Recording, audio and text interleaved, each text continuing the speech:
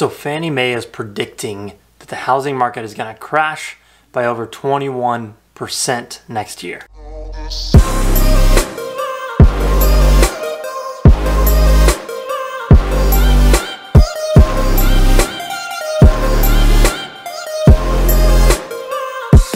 Hey guys, what's going on? My name is Morrison. I'm a local real estate agent here in the Rapid City, Black Hills area. If you don't know me already, this is Rapid City Real Estate News, where we go over what's happening in the market in Rapid City every single week. Now, this week there's actually been some really interesting numbers / changes in the market here locally, and interesting thing that came out from Fannie Mae. They do monthly, market forecasts, and they do yearly forecasts, quarterly forecasts. So if you don't already, I think Fannie Mae's forecasts are really good, and they've been pretty accurate over the years. So let's get into first the Fannie Mae numbers and what they're thinking is going to happen. So if you look at their numbers from last year, 2021, this year they're predicting we're going to be down 17% in sales.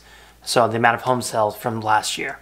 Now, last year was definitely an abnormal year. It wasn't a benchmark year, but compared to last year, we're down 17% this year in sales. So a really big number, down a lot in sales per unit count. Not pricing, this is not pricing percentages, this is the amount of houses that are selling. Now, the big prediction that's pretty crazy to me is next year's predictions, which they are thinking we're gonna be down 21.8% in sales volume from 2022 to 2023. Now, that's a giant number because that's less homes than sold in 2008 and 9. So they're predicting only 3.9 million homes will sell next year, when this year we had over 5 million homes sell. So with that being said, what's going to happen with pricing with that? They've had some predictions on pricing. They haven't really had a good prediction on pricing that's going to come out yet, but it's supposed to come out at the beginning of October for their quarterly report for what they predict for pricing next year, and I'll make a video on that for sure when it comes out.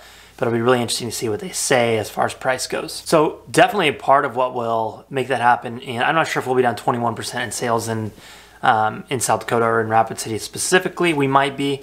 However, we weren't up that much in sales like other areas as far as number of units selling over the previous years. We were only up about 5 to 10%, and these other places were up like 50 to 80% in number of sales of units selling.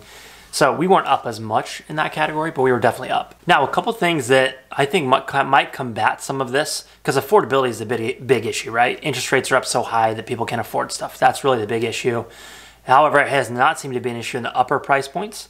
Most of the upper price point stuff is still selling right away, and sometimes for more, which is one of the interesting numbers below. If you look at all the numbers, the average listing price and sale price, the sale price was higher than listing price for these last 18 houses that sold.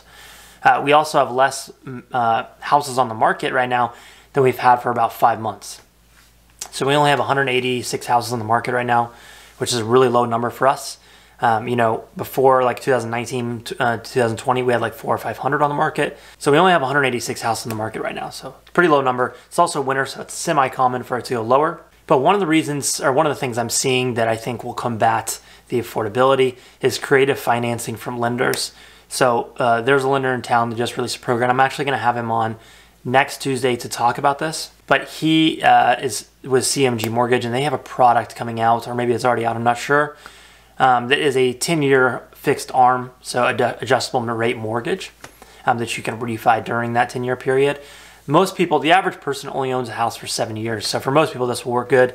If you plan on owning it forever and only make your minimum payments, it may not be a good one for you. But this is just an example. And this one, I believe the interest rate is around 5.5 to 5.75%. So go from 7.5 to 5.75 or 5.5 is a huge difference in your payment. And for a 10-year period is pretty amazing. And you compare this with other stuff like builder credits or 2-1 buy downs and things like that.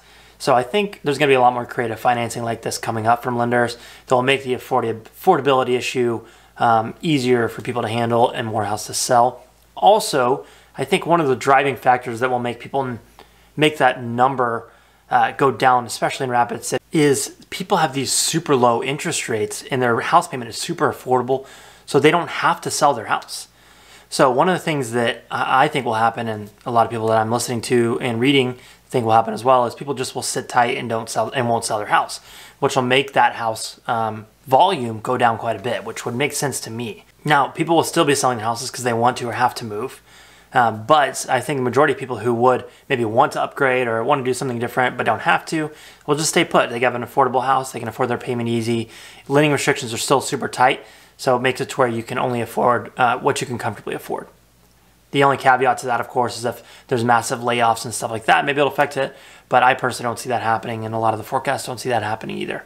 Now, guys, that's all I got for you for this week.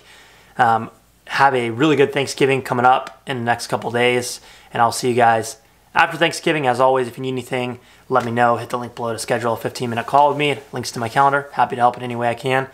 Thanks for watching, guys. I'll see you next week. Peace.